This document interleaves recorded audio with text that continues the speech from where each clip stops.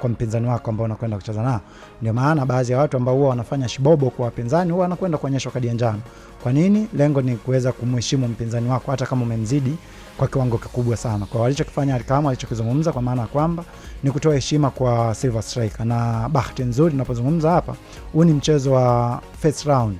Kwa maana kwamba Silver Striker wamefika hapa sio kwa bahati mbaya, walikuwa mabingwa kule kwao Malawi, wamefuzu kwenye hatua ya preliminary round, wamekuja kwenye hatua ya kwanza. Maana yake pia wanahitaji kuweza kuheshimu. Kienda kichwa unaweza kuja kukutana na kitu ambacho hakuna mtu ambaye alikuwa anakitegemea. Mwisho wa siku Young Africans anaweza kuondoshwa. Na kama unavyojua, kwa maana kwamba hii ni michezo ambayo ni knockout stage, haikupi muda mrefu wa kuweza kujiandaa kama ligi, kwa maana kwamba nikipoteza mchezo wa kwanza, nikipoteza mchezo wa pili, bali kuna michezo mingine mingi ambayo naweza kwenda kucheza.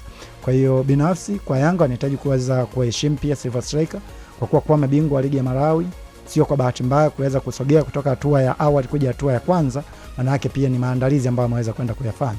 Lakini pia football ishashuhudia maajabu mengi sana kwenye football, hususan ikiwepo hapa nyumbani Tanzania, baadhi ya timu ambazo tulikuwa tunaamini kwamba haziwezi kuzifunga timu zetu, lakini waliweza kuzifunga timu zetu na kuweza kuondoa katika mashindano.